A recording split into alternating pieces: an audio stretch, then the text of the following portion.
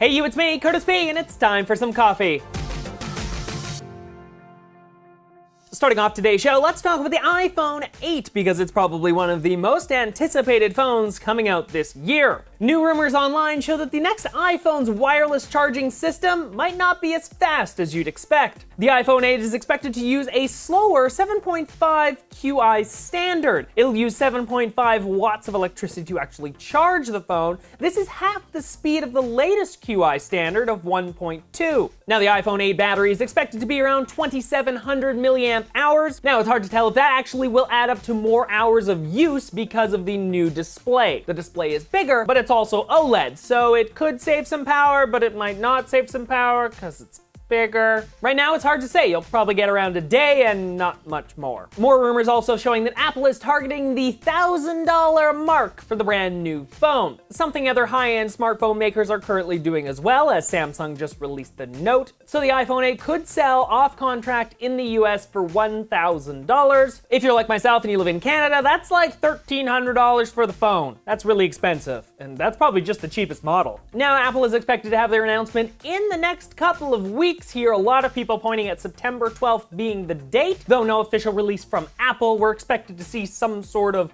invite to an event coming out right away, like this week or next week, to this new event. Though the other rumors sort of surrounding this, of course, there's the iPhone 8 rumors, but there's also the rumors as to where this event will be held. It could be held at the same location as last year, or it could be held at the brand new Steve Jobs Theater at Apple Park. But it is the 10th anniversary of the iPhone, so what a way to unveil the next iPhone, the 10th anniversary model, than having it at a theater named after its original creator / announcer sort of thing. You know, Steve Jobs unveiled. Yeah, you know the story. So with all the talk about the iPhone, of course, we just saw the Note 8. There was also the S8 and S8 Plus released this year. We're gonna get a new Pixel really soon. Simple question for all of you guys. What phone are you most looking forward to this year? Like, what's the phone that you're like, that one right there looks amazing? For myself, obviously it's the iPhone. I'm a big iPhone fan, though I didn't get the iPhone last year, so Apple needs to raise the bar a little bit. The S8 though this year, that thing,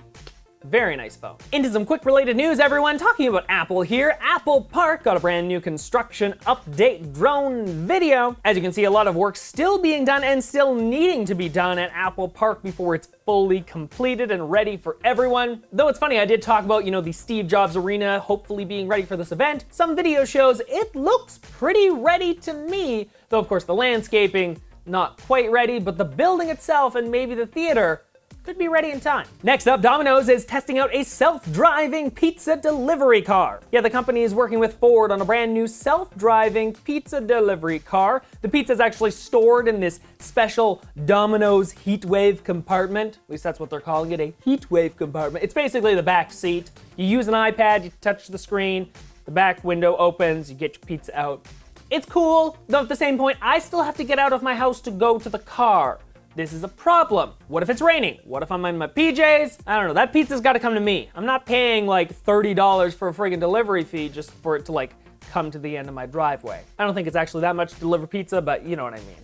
Come to me, pizza! Next, if you ever wondered what would happen if a drone was hit by a katana sword, this video basically solves it, though it also puts it on steroids because they attached like a rocket to the katana sword and then just like flung it at the drone. Pretty cool video, check it out, link down below. And last here on Sunday night, Elon Musk posted this photo on Instagram of the Tesla Model S in a tunnel dug by the Boring Company. Elon obviously has plans to get the Tesla in the tunnel and then using Hyperloop technology, fling it across the world. The future of technology, just get it, fling it, ta-da! I'm sure it's a little bit more scientific, but yeah, hey, cool first photo, though the tunnel looks a little small. Talking about Tesla though, Tesla has been rumored for some time to be working on a brand new truck, and more details have been released online. The next big announcement by Tesla is expected to be this large truck. The truck would be capable of 200 to 300 miles of range on a single charge, and it would be known as a day cab model, meaning that it wouldn't have a sleeper on the back, and thus it's just for shorter inner city transportation. Now, Tesla has actually been working with trucking professionals to make sure this truck fits their needs, because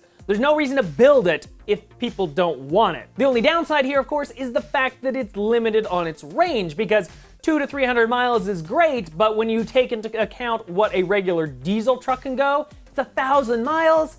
that's a little bit of a drawback. So it'll be interesting to see how the company actually plans on overcoming this in the future. I'm sure they'll roll out some sort of fast charging system to sort of help with this. But overall, we'll probably just see Tesla trucks being used inside of the city to deliver like packages and other small things like that. Don't expect to see them on the highways anytime soon. If you somehow missed it, YouTube got a brand new design update yesterday. The company launching a brand new logo here. This is the first time the logo actually got a redesign, so it looks really nice. The desktop website also adopts a material design, which is really cool. And of course, it also gets a dark mode. This is something they've been testing out for like over a year, but they're finally rolling it out to users. So that's awesome. And an awesome couple of changes for mobile users. You can also change the speed of video playback on your device, which is quite nice. And the app also supports vertical or square video. So if you're watching a vertical video on your phone, just hold your phone vertically and the entire video will take up the display. Same with a square video, though you'll get bars on the top and the bottom. So it's kind of nice that YouTube will actually support vertical video on their platform, though I hate vertical video. Don't make vertical video. Turn your freaking phone sideways. Sideways video.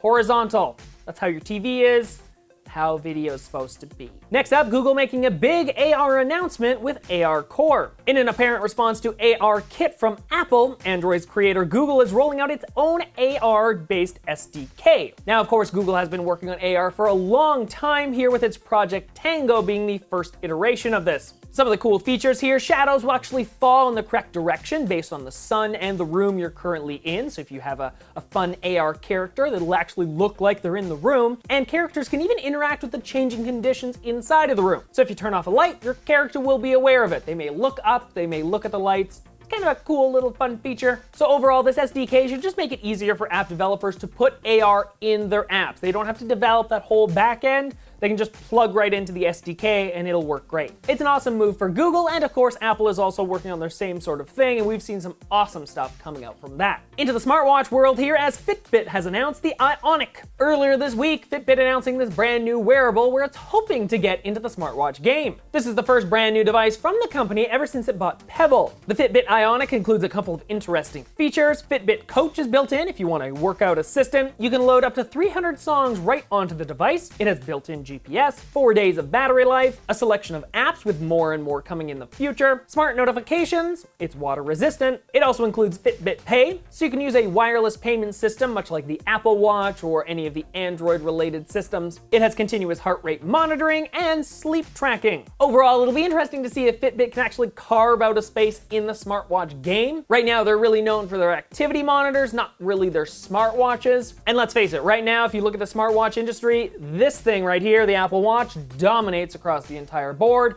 and then of course Android taking up the other chunk. So for Fitbit to walk in with these huge players already in the game could be a little bit difficult. But that's all for today. If you enjoyed the video, make sure you hit that like button and of course subscribe to the channel, as I'm working on releasing new videos like this in the near future. You can find other videos like this on screen right now, and of course you can follow me on Facebook, Twitter, Instagram, all of that fun stuff. Links to all of that in the description down below, or you can head over to my website at curtisparody.ca. Until next time, everyone, I'm Curtis Parody. Have an awesome day.